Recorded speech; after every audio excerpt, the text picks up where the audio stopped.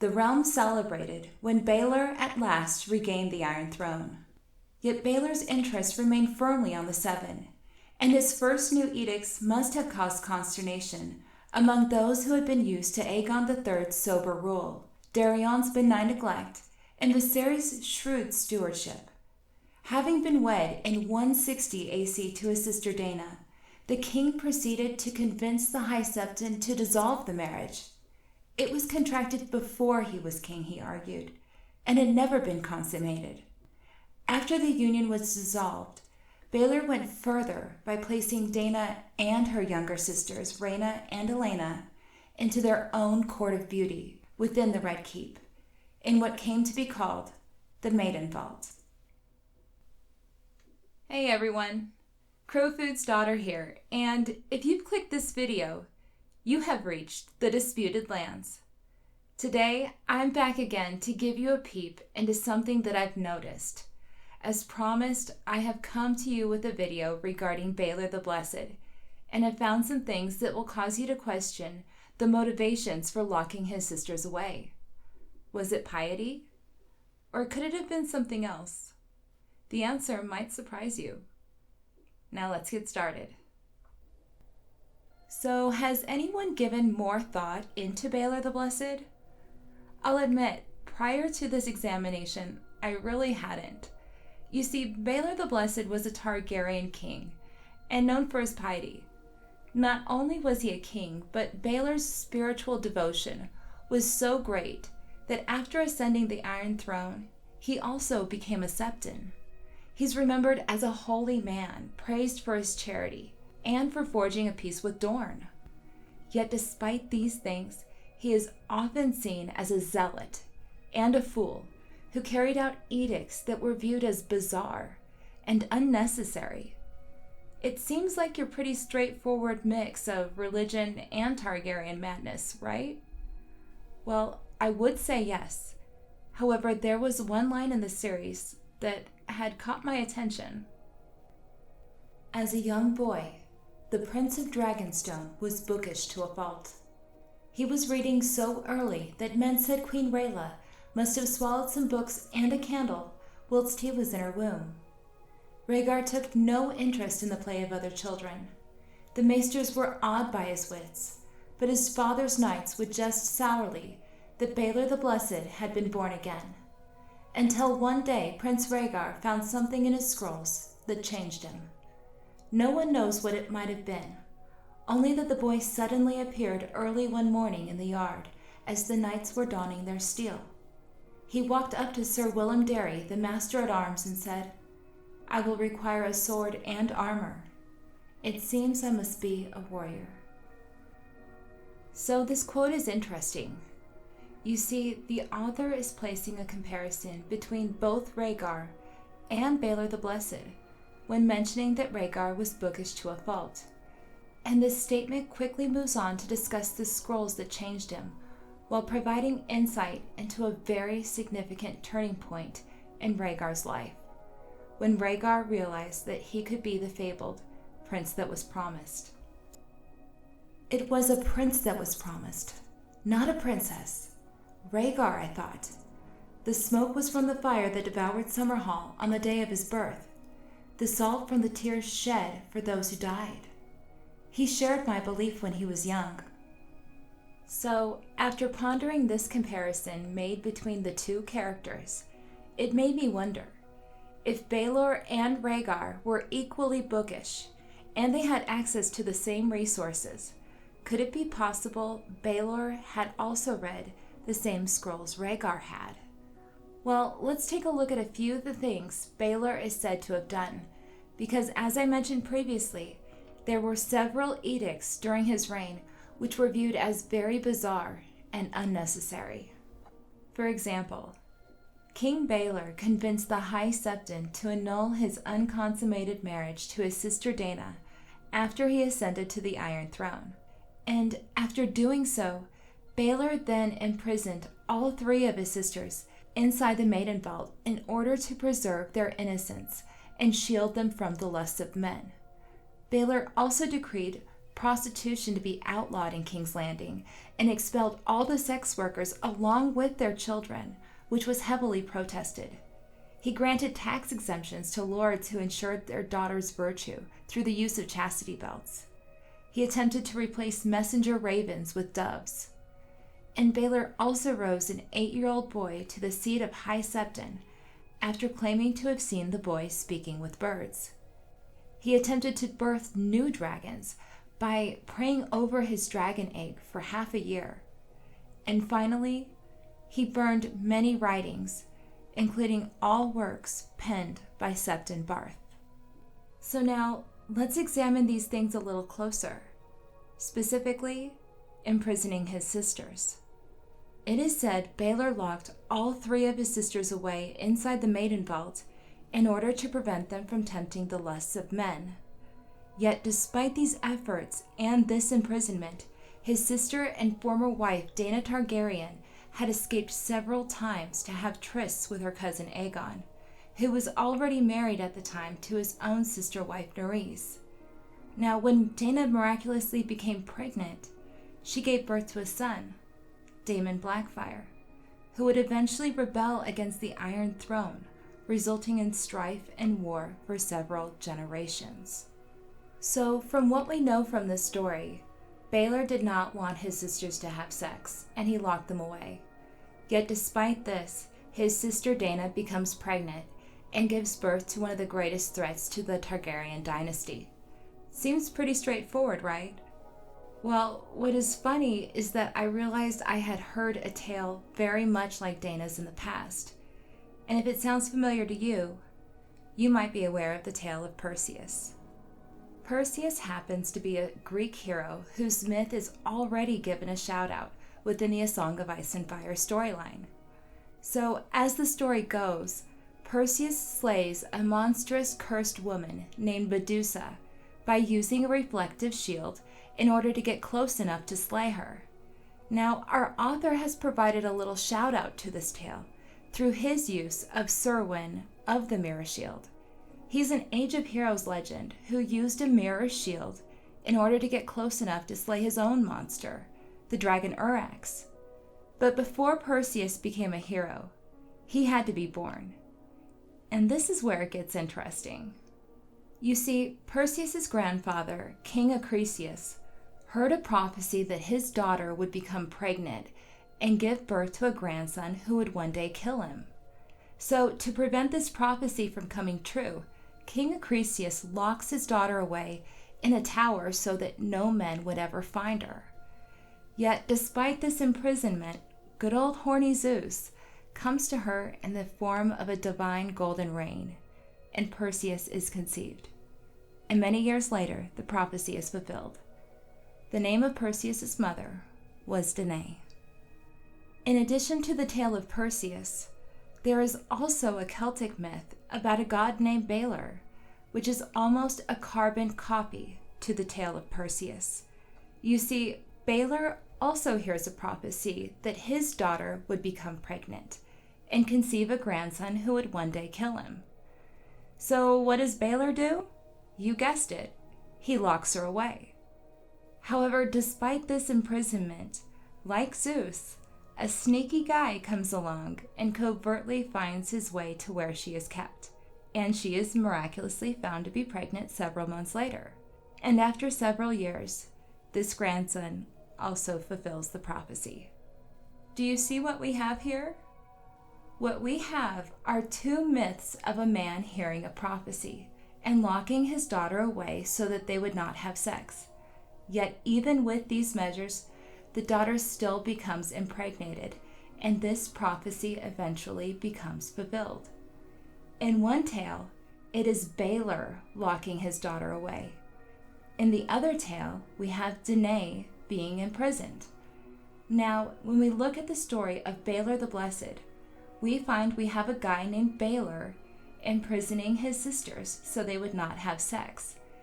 And just like the daughter from Greek and Celtic myth, his sister Dana, which is an anagram of the name Danae, also miraculously becomes pregnant anyway and gives birth to Daemon Blackfyre, who would one day rise up against the Iron Throne and cause rebellion and strife for several generations. What we have here is our author's inspiration for the tale of the Maidenvault.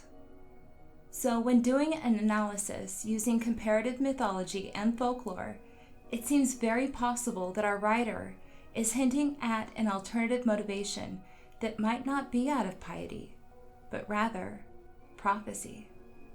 Knowing this much, let's take a look at some of those other things Baelor is said to have done. We also know Baelor once expelled all the sex workers and their children from King's Landing, and gave lords incentives for those whose daughters wore chastity belts. While this could certainly be out of pious motivations, we should be aware that Daemon Blackfyre wasn't the only royal bastard who had a hand in the Blackfyre rebellion. Bastard-born, not base-born. Bloodraven might not be a real lord, but he was noble on both sides. His mother had been one of the many mistresses of King Aegon the Unworthy. Aegon's bastards had been the bane of the Seven Kingdoms ever since the old king died. He had legitimized the lot upon his deathbed. Not only the great bastards like Bloodraven, Bittersteel, and Daemon Blackfyre, whose mothers had been ladies, but even the lesser ones he'd fathered upon whores and tavern wenches, merchants' daughters, mummers' maidens, and every pretty peasant girl who chanced to catch his eye. You see, Aegon the Unworthy was a womanizer both in his youth and during his reign, and he had sired bastards on several lords' daughters, including 2 who would give birth to sons whose rivalry would become legend, and their hatred for one another would fan the flames of what became known as the Blackfyre Rebellion. Better for Daenerys, and better for Westeros. Daenerys Targaryen loved her captain, but that was the girl in her, not the queen. Prince Rhaegar loved his lady Lyanna, and thousands died for it.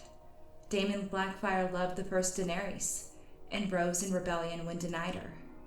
Bittersteel and Bloodraven both loved Shiera Seastar, and the Seven Kingdoms bled. So yeah, there's also that. But as I mentioned, this could easily be chalked up to religion or piety. So in addition to this, let's turn our attention to something where it is more difficult to understand Baelor's intent: his burning of Septon Barth's writings. This is something that even Maester Yandel himself questions, specifically when it comes to his work entitled A Natural History. One unfortunate aspect of King Baelor's zealotry was his insistence on burning books. Though some books might hold little that is worth knowing, and some might even hold matter that is dangerous, destroying knowledge is a painful thing. That Baelor had the testimony of Mushroom burned is no great surprise, given its ribald and scandalous content. But Septon Barth's unnatural history, however mistaken some of its proposals, was the work of one of the brightest minds in the Seven Kingdoms. Barth's study and alleged practice of the higher arts proved enough to win Baelor's enmity and the destruction of his work. Even though A Natural History contains much that is neither controversial nor wicked, it is only fortunate that fragments have survived so that the lore within was not wholly lost. So what exactly did Baelor burn? As it turns out, there are only 3 of Barth's writings mentioned within the series. Now, the possibility of there being more writings is highly probable, but the 3 mentioned are most likely the ones that the author wants you to be aware of. So, of these writings, only one is mentioned within the 5 main books of the series, and that is Dragons, Worms, and Wyverns, Their Unnatural History, which is often simply referred to as A Natural History. He was less hopeful concerning Septon Barth's Dragons, Worms, and Wyverns, Their Unnatural History. Barth had been a blacksmith's son, who rose to be king's hand during the reign of Jaehaerys the Conciliator.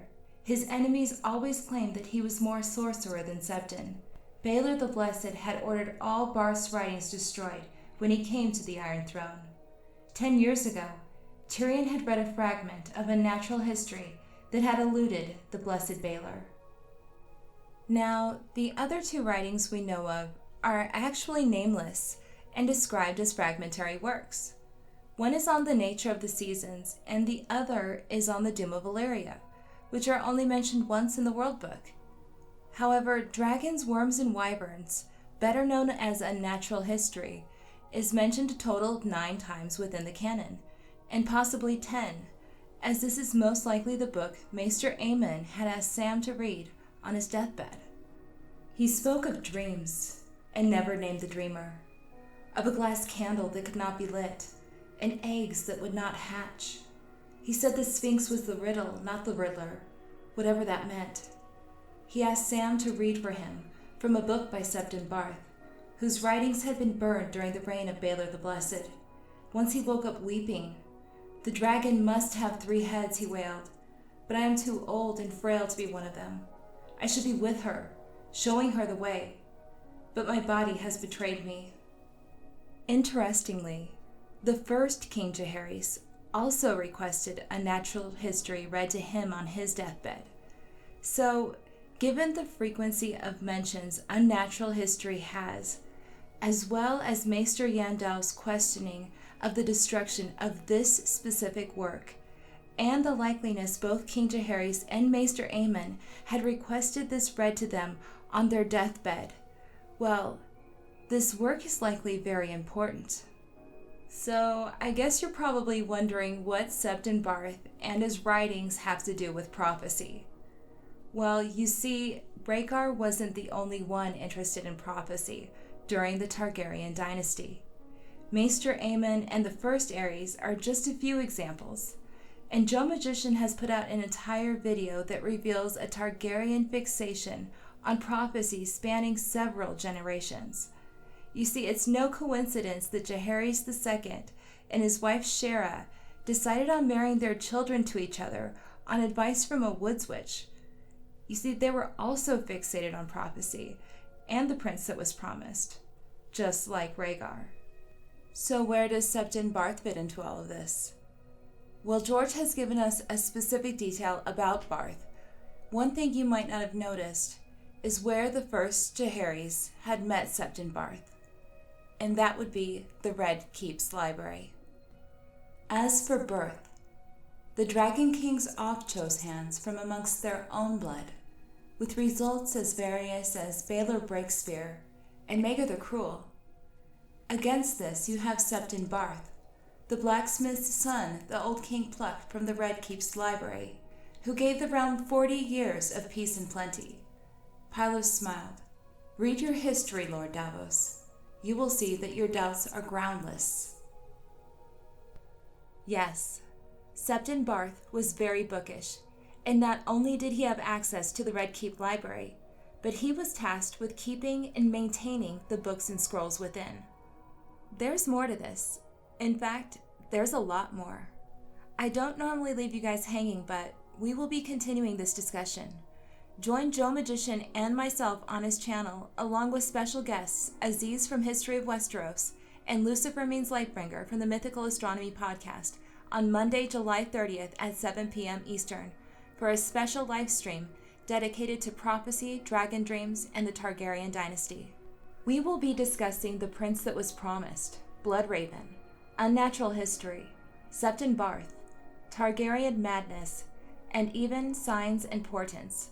In doing so, I will be doing my best to show you why Barth's works were destroyed, as well as explaining why Baelor attempted to replace ravens and rose a boy who could talk to birds to the seat of High Septon.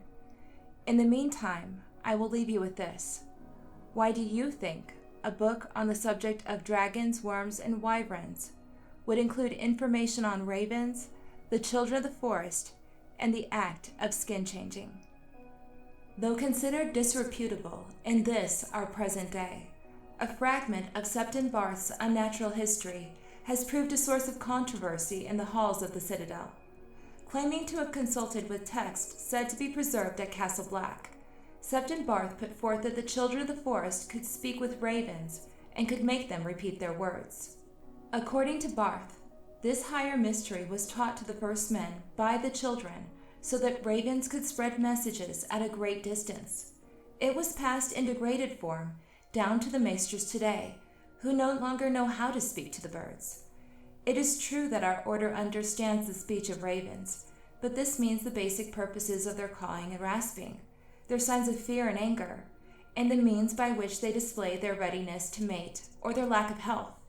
Ravens are among the cleverest of birds, but they are no wiser than infant children, and considerably less capable of true speech, whatever Septon Barth might have believed. A few maesters devoted to the link of Valyrian steel have argued that Barth was correct, but not a one has been able to prove his claims regarding speech between men and ravens. Well, that about wraps things up for today. In addition to the upcoming live stream on July 30th, my next video will be out in the next couple of weeks and will be another installment of Ironborn Myth and Legend, which will be covering the Grey King's Merling wife. If you like this video, be sure to give it a thumbs up, hit the subscribe button, and leave a comment down below. Thanks for watching!